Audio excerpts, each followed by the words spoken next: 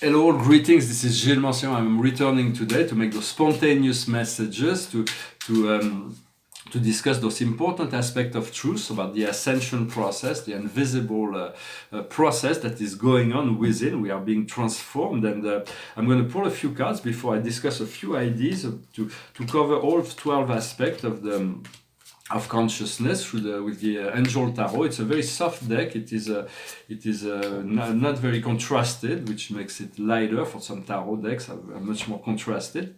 What is potential for us, that is in Aries, is equilibrium. So it's about keeping things in balance, about being harmonized, being balanced. When everything is in balance, everything is in order, everything is fine. So it is the potential to find more level of more balance. What is actual in Taurus, what we already possess, is cheminement. It is the access. We already are moving in this one-way ladder that is ascension. In Gemini is our communication, our travel, and here we have potentiality. There is all kinds of new potential. We are seeing we are seeing new potential within our mental process. In Cancer, which is our inner self, our immediate environment, we have friendship. So it is wonderful. There's new friends coming into our life, and we can befriend life as well. And there is we're making friends with our past, friends with ourselves. In Leo, which is the passion, which is the creative expression, it's family, it's children, and here we have well-being. So we have the Sun is leaving Leo to enter into Virgo with Venus and Mars. It's all. And it's making a trine to Uranus, so it's very, very powerful awakening moment, awakening time. Virgo is a time to address details. It's detail-oriented. It's about healing. It's about health. It's about it's the Great Virgin. It's ruled by Chiron. And here and how we nourish ourselves is nourishing ourselves from doubt. So we have to let go of the doubts. We have to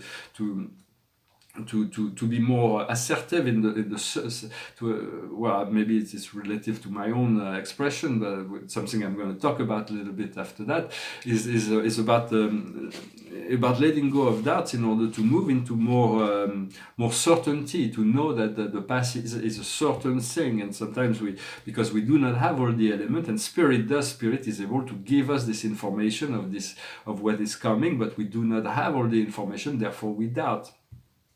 As we let go of that, we come into knowledge. So it is the card of knowledge. We'll be able to nourish ourselves from knowledge rather than nourish ourselves from doubt. In Libra, which is all the relationship, the contracts, the agreement, here we have the light. So there is great light in relationships that is shared and communicated. What comes from the depths of subconscious in Scorpio is compassion. So there's from the root there is compassion. Compassion is about self-love. It's about also assisting others, but it's about loving ourselves and accepting ourselves. In Sagittarius, what Jupiter is moving direct. So it will be all kinds of miracles will be possible, are possible, have happened, are happening, and will continue to happen. And for Jupiter is the planet of expansion. And in Sagittarius, it is our law, our concern, our philosophy, and how we are healing. So we want to find this total healing where we find emotional, physical, and emotional healing. Then in Capricorn is the structure, the society structure, and here we have Saturn and the South Node that are conjuncting. So there is a great deal of transformation and addressing, liberating this karma. And here it's what comes to us from the universe, from the Great Mother. For Capricorn is Amalthea, the goat that nourished Zeus when he was young, when he first incarnated on the earth. And here we are living. It's a departure. So the universe is bringing us this potential of living, of moving forward, about being the freedom to travel also. What we have in Aquarius is our hopes, our friends, and here we have forgiveness. So we have to let go of all we believe that needs to be judged. So we have to let go of judgment in order to forgive ourselves and forgive others. And then in Pisces is the karma, which is inevitable, We have the l'apprentissage, which is a learning process. We are learning, we are growing, we are becoming more each and every day. And the outcome is optimism. So that is wonderful. We want to stay on the optimistic wave of light. Sometimes, because the darts world may try to throw us out, we want to stop nourishing ourselves from that and trust the inner guidance. For the inner guidance is always very consistent, although it will present maybe many timelines because until we self-determine towards any one timeline, that is the one that is wanted. We'll discuss a few ideas. The first one I wanted to discuss is that the inner self is a collective energy. It is not a singular individual entity. It is a collective energy. It is our soul group, which is the 8th dimensional collective frequency of energy, our monad. It is our family of guides, it is the angel, it is the company of heaven, it is our I am presence. So it is a collective energy. We're connecting to this inner self. In order to receive fully from the universe, from God, we need to know yourself as an equal to God. As long as we are subjugated, we feel we are inferior, we are unable to receive the totality of what God wants to give us. We have to realize that we are, as an extension of God, we were created in the image of God, not in form, but in potential. So we have to realize and accept the divine love that has, and the more we are able to take to realize that we are full creator, the more we are able to work with our own creator, our own source inside of us. I wanted to say the Spirit was very wise in explaining to me something yesterday, for I was not really in a very good mood in the afternoon, and so it was teaching me to stay out of the angles. For thoughts are real things. So in a sense, the first one that really brought into the understanding that thoughts are real was a philosopher named Plato. For I am a Neoplatonician, I embrace a lot of his thoughts and ideas. And Plato thought there was a material world and there is an intelligible world, a world of thoughts, a world of ideas. And when you look through his work, you can see that Socrates always, whatever he meets as an idea, a belief, it shows that the ideas are malleable. They can be turned upside down. They can be reversed. They can be. You can look at a thought from every angle. So the world of thought is actually real. And Plato got a lot of his knowledge from two different sources, like most Greek philosophers. One was the Buddhist priest that came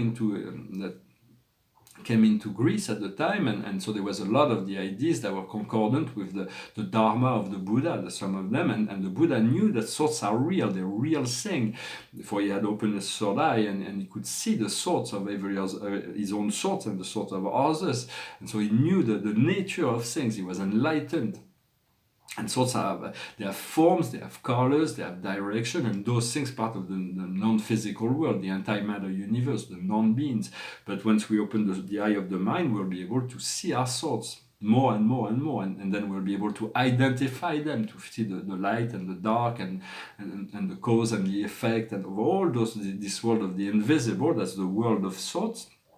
And the other essential knowledge that the Greek philosopher possessed, they all possessed that, because they were all sent to an initiation trip when they were young to Egypt. For in Egypt, in antique Greece, there were four major social castes. And antiquity in Greece, in Greece there were four major social castes. There were the slaves. For it was better to be a slave of a philosopher than a slave of a tyrant, of course. But like tattoos, they are like they are memory of those past life. People that need to remind themselves that they had this, trying to heal those lifetimes. For only the slaves who are tattooed to show their ownership. But they could be freed as well. And then the class above were the artisans. They were the agricultures, the commerce, the medicine, the doctors, the artists, and then on the class above were the warriors, because they were to defend the city, because the Greece was quite advanced, but they were surrounded by barbarian people, and so they needed a really strong army to defend the city. And then there was the aristocracy, and the aristocrats were usually the ones that had the leisure to investigate philosophies. And so all the philosophers, from Pythagoras to Heraclitus to Plato, all went through this Egyptian mystery schools from the pyramid, the priest of the pyramid. And I'm gonna put a link below if you haven't heard or read that, or it's an audio book called the Kybalion. It's about 5 hours, so take your time with it, but it's very important to listen to it, to see how you resonate with those ideas. They're the Hermetic principle from Hermès Trismégiste, which means the 3 times born, the 3 times great, is the third incarnation of a master named Thoth, master of wisdom, which incarnates 3 times with descending consciousness: Thoth, the Atlantean, Jahudi, and Hermès Trismégiste. And he left this wisdom. This book was discovered in the Middle Ages, called the Corpus Hermeticum, and it was something that Isaac Newton translated probably from Latin into English, and it's where you get inspired for most of this discovery. And so this Corpus Hermeticum is now known as the Kybalion. I put it in the playlist, in the link below. So just and Thoth was in the Emerald Tablet of Thoth. He explains that in order to find ascension, which is another amazing book. If you read first the Kybalion, then you can go to the Emerald Tablet of Thoth, is to avoid angles, because in the angles, an angle is a problem, and the sharper the angle, the more we are stuck in it. And so to avoid the angles, to move in the circular consciousness, he said, to find ascension, he needs to move through strange curves and angles. For wide angles are very general angles. They're almost like they're not really dangerous. It's very sharp angles where we find ourselves stuck in a problem. So move into circular thoughts as much as possible. Let go of opinion, let go of belief, let go of judgment in relationship to things, and move back into a circular thoughts. That's what I'm working on. So it is, so I thought I'd bring this idea, and if you have time, it's pretty long. It's over 5 hours, but it is quite useful. This Corpus Hermeticum, the Kybalion. I spoke a bit about antimatter. We live in a dark matter universe that was created much older. It's part of the Milky Way galaxy. It's a local universe, millions of stars that were created from a single point of light that emerged from dark matter. It's a dark matter universe, and from dark matter universe there is this single point of light, and matter and antimatter comes out of the void. And from there, the whole 12-dimensional matrix of the sub-universe has been created and kept in frequency. So we know the world of matter, but the antimatter is the invisible world. It is thoughts, emotions, it's all of the invisible world. All the other dimensions are part of whether it's first, second dimensions are quite invisible, and fourth, fifth, sixth, seventh, eighth, ninth, 10, 11, 12. And then the 13th dimension is a bridge to higher dimension, higher consciousness. But this antimatter, we as a human beings, we have 2 forms of antimatter we can use, and those are not emotions. They are the energy that is below thoughts, that is below emotion, that is below intention. And those 2 energies are love and fear. Fear is negative antimatter, and love is positive antimatter. Understand that every thought, every action, every word is motivated by any one of those 2. You may think that some of them are neutral, but it's fine. But neutral energy is positive. For all intent and purposes, positive is neutrality is belong to the positive. But there are certain thoughts and energies and words that are motivated by fear, by ignorance, or by love, which is knowledge.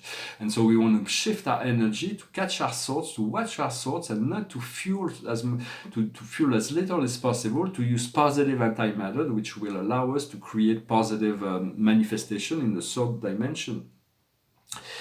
And I'm going to pull a few cards. I hope those ideas resonate with you. It's all quite. I present that as my ideas, but they are part of the eternal wisdom. Those are teachings that have been done over and over and over again. All the great masters have addressed those thoughts, and all the great books of philosophies have talked about this in one form or another. We need to work with them day after day.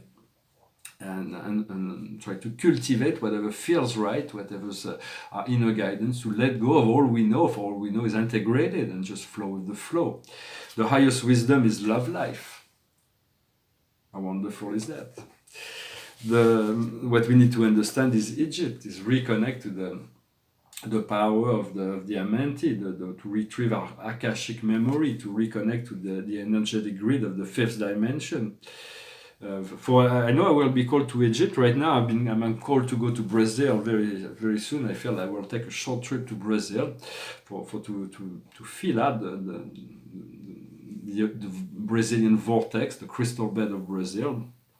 So I'm quite excited about that. I don't know exactly when, but I feel like this is my next trip. What we need to do is the farm. We need to be able to cultivate our garden. There was a philosopher named Voltaire who wrote a book named Zadig.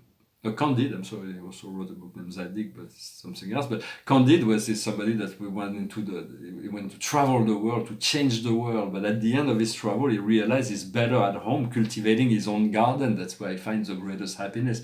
So it's about cultivating your own garden and always pulling out the weeds. Because in the garden there's all kinds of things that grow, but there's always work to do, because there is some. In order to keep the garden clean. So just continue to cultivate those good thoughts, good energy, and the garden will eventually assist us in nourishing ourselves and nourishing the world as well. We want to move to it as food that is as chemical free as possible. And the outcome is the galactic, is the opening to the fifth and sixth dimension, which will open to the mastery on the seventh dimension, the collective energy on the eighth dimension, and we'll find the apex of our ascension in the ninth dimension, where we align all of our bodies to the divine plan, and we'll merge into the 10th dimension in the realm of the great beauty and light of the central sun, and ascend into the 12th dimension, where we'll be able to free ourselves from material reality. So yeah, I wanted to discuss also the idea that the climate change. There's a great deal of talk about the climate change, but the climate change has nothing to do with human actions. It's like there has always been on the earth some shifting climates. There was ice ages and all kinds of ages, and right now this climate change, and it can be painful, but it's part of the ascension symptom of the planet. It is the central core of the earth that's warming up, that's getting bigger and warming up, and so it's creating all kinds of transformation. That being said, it is okay that humans believe it is their own cause, because it forces them to address this huge lack of respect of the environment, this massive industrial pollution, the lack of recycling the waste. We know how to recycle the waste, but there's not enough political investment in order to take care of that. The massive deforestation, the pollution of the ocean, all of that needs to be treated. Soon we'll receive assistance from the galactic. We'll be given technologies that will assist us in repairing all of that. But for now, we need to do all we can. And there is a great deal of awakening in the population as far as the need to take care of the planet, to respect the planet. I would personally, if I was a political, there is a great deal that could be done from a political aspect, and to be a bit more severe in terms of and when it comes to pollution, even people throwing plastic in nature, it's completely unacceptable. It's just a matter of consciousness. If they knew, they would not be doing it. but there is the climate change. We need to change our habits. We need to move into a more responsible, eco-friendly civilization. Yet it's not going to change the climate change. We're going to have to adapt to that. I wanted to speak about the 5 waves of consciousness that humans are able to synthesize right now. We have 5 different kinds of waves that have been classified as beta consciousness, a fully awakened state in the 3rd dimension, the alpha states, which is like a meditative state, a calm, relaxed state, which is quite aware of all that is going on, a theta state that is disconnected from the outside world, that move into the trans-shamanic perspective. This is really the point where we want to connect to that set form of brainwave, so that we can receive energy from spirit. And then there is delta states, which is like in deep sleep, and then there is a gamma state energy above that is corresponding in human consciousness level to genius thoughts, to inspired feeling, to the highest. For gamma state is the fifth dimension, so we want to connect eventually to this gamma state to move into the super gamma, hyper gamma, lambda, epsilon, to the apex of consciousness. But the epsilon in the Oracle of Delphes, it was saying, know yourself, know thyself, nothing more, epsilon. It is like epsilon is the climbing, it's on top of the ladder, there's this brainwave, but right now we need to move into this gamma state. But the way we integrate the highest wisdom at this point is through the theta frequency of brainwave, and we get to those theta waves. When we go to sleep at night, we move from beta consciousness to alpha consciousness. We become relaxed and our body creates melatonin that puts us in a state of sleep.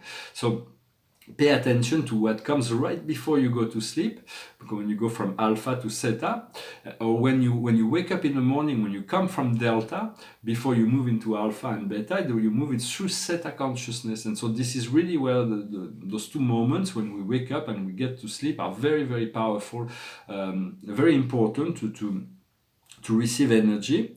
And we have to be ready for anything. We have to be ready for anything. I know myself, I'm waking up. It is quite, I know what's going to be happening is far more marvelous than anything I have hints, but I do not have it all yet in my consciousness. But I'm here to wake up and wake up humanity. We all need to wake up. Once we wake up to our true self, to our multi-dimensional self, we'll find true joy, happiness, and liberation, and we'll be able to adjust to whatever, to organize our life in whichever way we need to organize. Oneness means God. There is no other, nothing else. There is nothing else but God. There's no more you, no more me. There is just God. And once we realize that, we are free. We let go of all identity of the ego to move into the sphere of light and love and divinity. For there is a console that's called the console of 4 and 20 it's made of high personalities that have experienced life on the earth and higher celestial being. There is still some open seats for future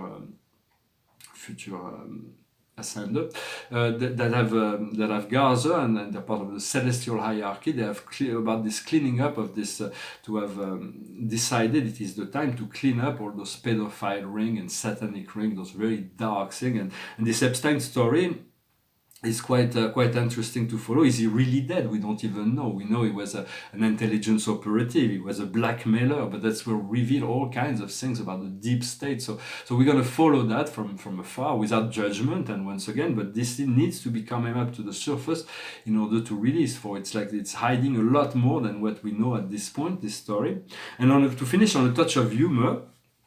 We live in a world that's in a time that's very, very strange. I mean, I'm not criticizing anything, but I'm realizing, no, it's not without but even, it's just a humoristic to see that the President Donald Trump wants to buy Greenland. So it means that we believe that Greenland, the countries are for sale. He believes that countries are for sale. So I thought maybe France would make an offer for €1 to buy Florida or California or Hawaii. Maybe we can buy those things for €1. If he wants to buy other countries, maybe America is for sale also, and it wouldn't be bad that we add some territory to the French. If the offer is refused, then we are like, no more Google, no more Facebook, no more Coca-Cola, no more McDonald's in France. So just because we would feel offuscated that the offer was refused. But sometimes it's like we feel like we live in a time that's like so bizarre and so surreal. But everything we have to trust that everything works out for the divine plan, and everybody's fulfilling his own function within the plan, and to trust and to be light about all those things. I thought it was funny that he wants to buy Greenland, and so why not buy Hawaii or Alaska? Like, why not? If he wants to buy that, we can also buy America. It's like if it's for sale. So because we always see others as we are ourselves, and we have to. So it's all about just humor. I'm sorry, I didn't mean. I mean, I love America. I lived decades there. I have friends, family. I live in one of the country I love the most. I loved living there. I love the people there. It's just, but it's like they're very surreal sometimes when it comes to their government policies and attitude. But we'll see. But there's Bernie Sanders that seems to be like coming back to the forefront. We'll see. We'll be following that in the future. What will be happening with the American politics. And behind me, this is one of the first painting I painted from this series of 2005 to 2007. I did maybe 50 interiors. This is the number one, the very first interior I did. There's some sculptures and painting, expressionist painting and sculptures. And here it is a painting on astronomy. It's like all those planets are gathered here on this painting with Solaris and Solara, the center, the great sun, and Saturn and Neptune with some of its moon, Uranus, Jupiter, Pluto, and then there is like hundreds of bit over 100 different little planets that all have their impact and influence. So it's like never in the history of art anyone, or even the history of the planet, those energies have been gathered in this form, in such a form on the painting. So Spirit said those paintings are very important because they're anchoring all the energy of the cosmos into this. So I'm looking forward to show those paintings to the public at large. So it will soon come. And I'm gonna finish with a song. It's I'm going to soon move to like more light, more happy song, but this one came to my mind. It's a French song originally by Claude François. There was English words. It's an English version of a French song. It's called. The words were done by Paul Anka. It's called My Way. It's about doing it your way. It's to be. You may not do it all perfect, but at least do it your way. It's like at least you'll be at the end of the program. You'll see that you've been true to yourself. It goes like this. But everybody knows that song. And now the end is near, and so I face the final curtain. My friend, I'll say it clear, I'll state my case of which I'm certain. I've lived a life that's full, I've traveled each and every highway, and more, much more than this, I did it my way. Regrets, I've had a few, but then again, too few to mention. I did what I had to do, and so it's through without exemption. I've planned each charted course, each careful step along the byway, and more, much more than this, I did it my way. Yes, there were times, I'm sure you knew, when I bit off more than I could chew. But through it all, when there was doubt, I hid it up and spit it out. I faced it all, and I stood tall, and did it my way. I've loved, I've laughed and cried, I've had my fill, my share of losing, and now as tears subside, I find it all so amusing to think I did all that. And may I say, not in a shy way, oh no, not me, I did it my way. For what is a man, what has he got, if not himself, and he has not to say the things he truly feels, and not the words of one who kneels.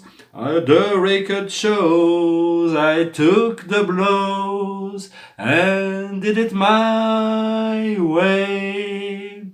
The record shows I took the blows and did it my way.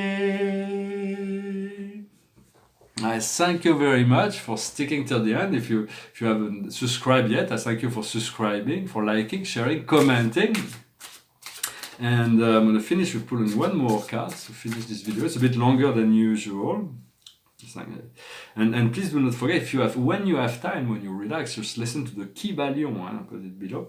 The card of the day is the 3 of Raphael, the card of celebration. It is wonderful. It's 3 mermaids on these beautiful boats. It speaks about adventure, it speaks about intimacy, it speaks about sharing. And it says, you have so many reasons to party, community of friends. Good news in relationship to a relationship or children. So it's all about celebration. We are moving into a state of celebration. So I hope you do enjoy those times, and I hope you continue to listen to your inner guidance for your inner self, your higher self. Always had your best. Your best good at heart and knows your highest destiny. So follow that and let yourself be guided. Thank you very much. Namaste.